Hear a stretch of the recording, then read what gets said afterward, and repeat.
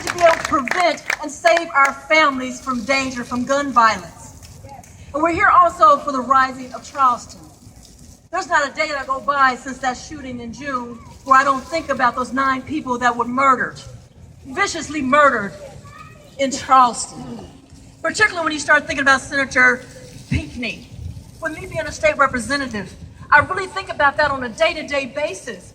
Because since we've made all these less regulated policies in Kansas, as a legislator, forgive me, but sometimes I feel like a sitting duck up there. Do you realize now you can come into the Capitol with a gun? Yeah. I hate to say this, but some people, their screws are not quite tight enough. And being a legislator, sometimes you get threats, and some of us do have stalkers. But I had stalkers before I became a legislator too. But I mean, on a serious side, you really have to think about how 33 people a day are killed at the hands of a handgun. You have to think about our families, our children. Everyone here, and people that aren't here, has been affected by a loved one being shot by a gun and some type of gun violence. And to me, it is an epidemic that we need to take control of. And you know what? We have the power to do that. We have the power to do that. Each one of us here are activists because we care and we're passionate and we want to make a change. But we have to get off our butts, which we're doing tonight. Thank you, everybody. And thank you, Reverend Pope, for doing this, because it's up to you, the individual, to make your legislators and your congressmen get off their butts and do their jobs and protect people. Now, don't get me wrong, I support the Second Amendment, but I also think that my children, my grandchildren, my sons, they shouldn't have to fear to walk out in public and be afraid that they're going to get shot. That's a darn shame with America. You cannot feel safe in your own household. You cannot feel safe in a church. You cannot feel safe in a Muslim. I'm getting very passionate and upset. You have to forgive me. They know how I am up there in the legislature. I get kind of carried away. But all lives matter. Every day that we allow less regulation of gun control, it's going to affect you. It's going to affect you, and even that baby that's standing there. When you think about Sandy Hook and those 26 children, you would have thought that would have been a turning point. If that's not a turning point, if Charleston's not a turning point, what is going to be a Charleston? What is Wichita? I hate for Charleston. Excuse me, getting confused again because I'm getting so upset and passionate. But Wichita could be a Charleston. Wichita could be a Sandy Hook. We've got to make a change, but we've got to make the people that are making these decisions, we got to hold them accountable. So I want you to know I stand there with you today, and I've rising with Charleston. We shed a tear about that. And there's not going to be a day that goes by that I don't think about that. And every day that I'm in the Capitol, I think about that. Because when you think of those babies, how beautiful they are, their lives matter. And it's going to be up to us to make that difference. And if we don't do it, it won't get done. So thank you. I'm so glad to see everyone here today and appreciate this. And we've got to put up a big fight. We got to keep fighting. This cannot be the first and last. We got to continue doing more like this. Make your legislators accountable. Call them, bug them, stop them, whatever it takes. Because they have to start listening to the people that they represent. And you know what other thing we need to do? When they're doing these, what I call ridiculous policies, we need to hold them accountable. You need to tell your neighbors, you need to tell your friends, and when it comes to election times, you got to do the right thing. Hello. Thank you for letting me speak today. I appreciate for being here, and I love you all. And thank you so much.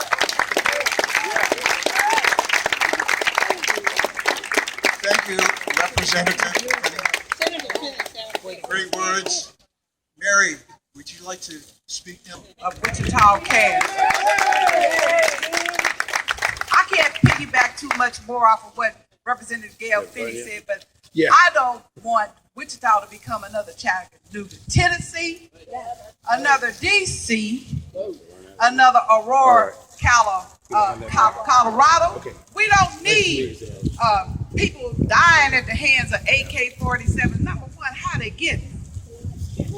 Do we need less regulations or more regulations? We need more. We don't need everybody and Johnny Sue and Mary Kay and that's got issues And the first thing they want to say, if they kill a lot of people, what are they going to say? They got mental issues. Doug. Well, then why do they have a gun? I got an extra. Why are they allowed to get a gun?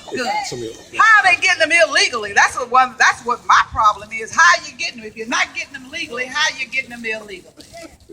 So I'm just wanting to say that we, as a people, citizens of Wichita, Kansas, as Representative Gail Finney said, we need to hold our legislators accountable for what they're doing up there in Topeka and right here in this city, allowing people to carry guns anywhere in this city. We can't have it. We can't allow it. We got to step up and do the right thing. And that's a lot of that is to get out and register people to vote and get out and vote for the people that have your best interests at heart.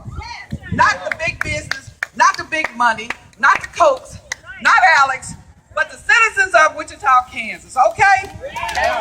Thank you.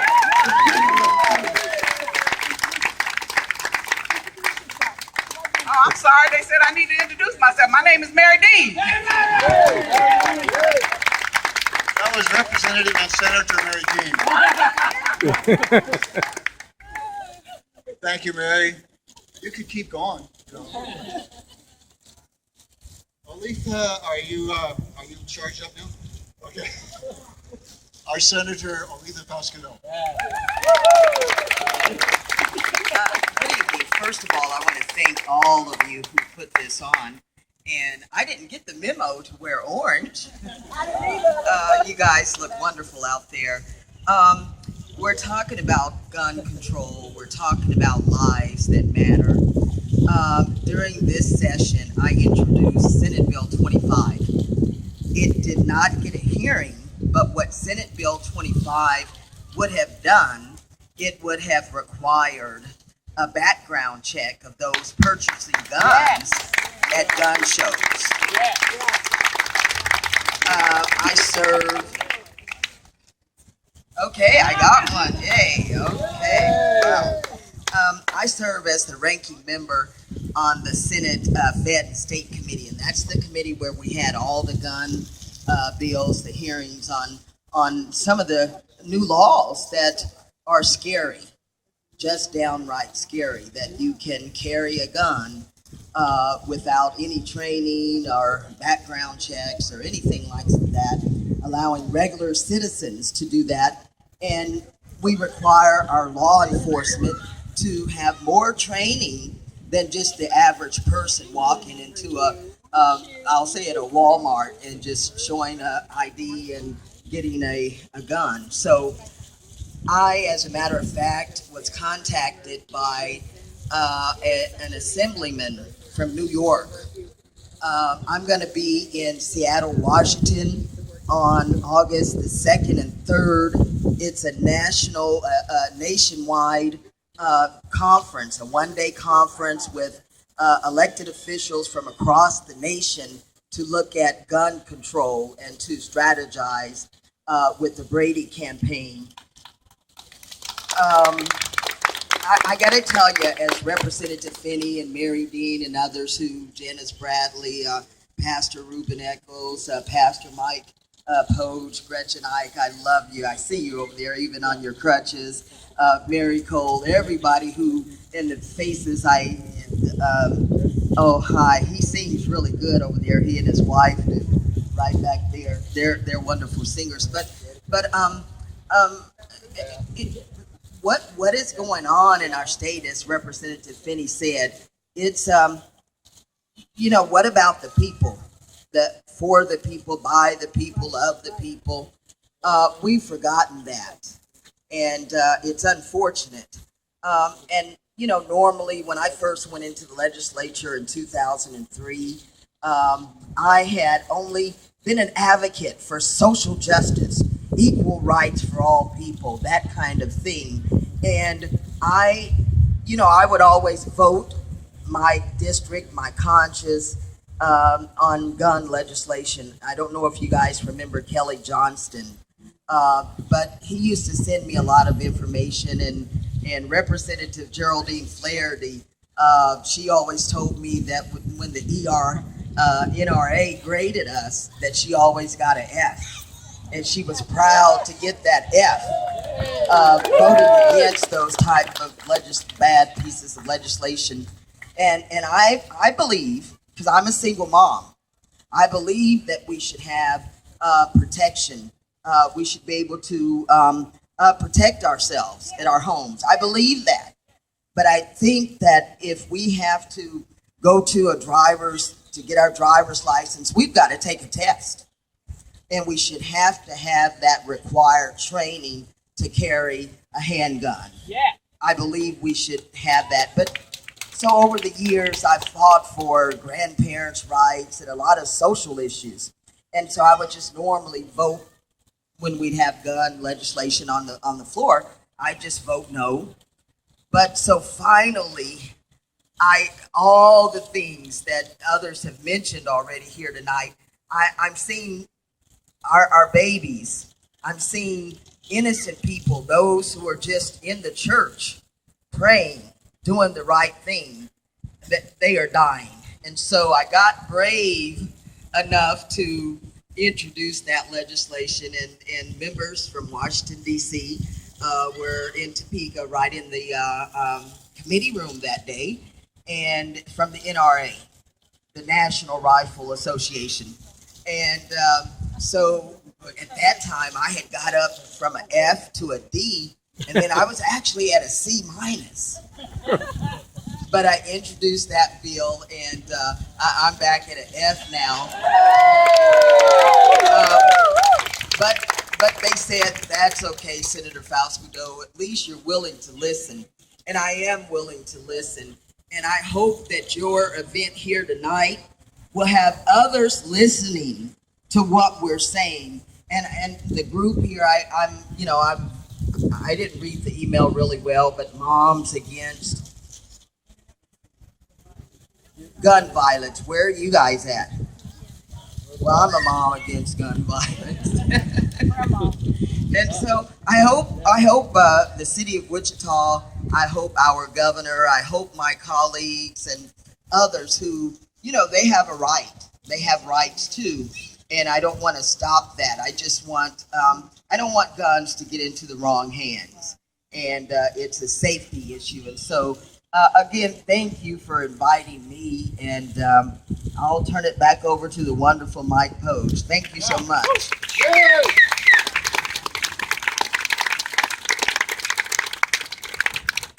Thank you, Senator Oletha Faust-Goudeau. David, are you ready? Born ready. It is my pleasure to introduce to you a guy that I just met a couple of days ago. I don't know what he's going to say. He just said he kind of like each other, and we talked for a little bit at the Urban League. And this is David Gilkey, who is the director, maybe the co-director with his wife. I'm not sure. Co-director, yeah, he says that very clearly. Of Rise Up for Youth. Working in 4 different high schools, working with gangs here in Wichita. So I invited him, and he said yes. Good evening, everybody. Sorry.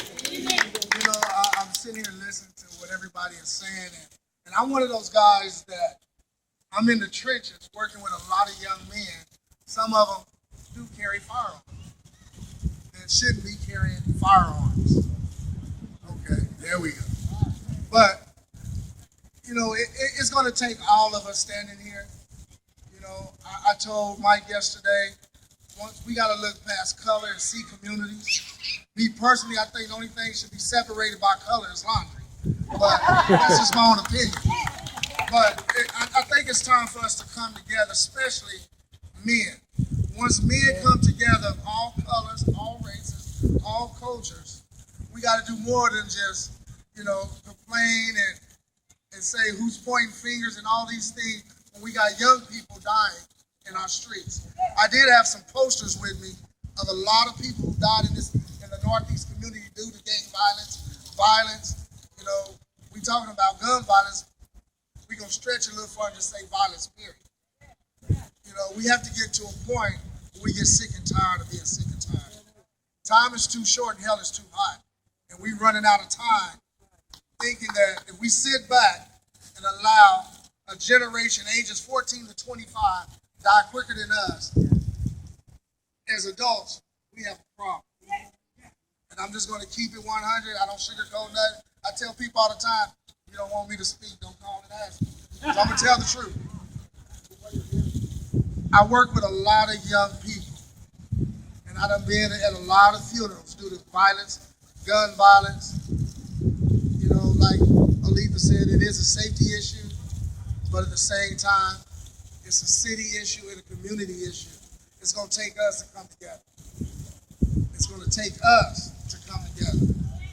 But like I said earlier, if we look past color and see communities and see the city of Wichita, we can make a difference. If I'm out there trying to make a difference, you can too.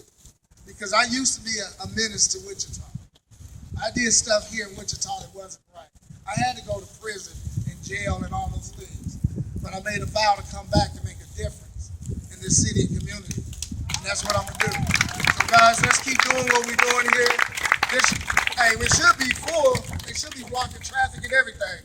But as long as we keep coming, the crowd's going to keep getting bigger. As long as we keep putting this message out here. Thank you, guys.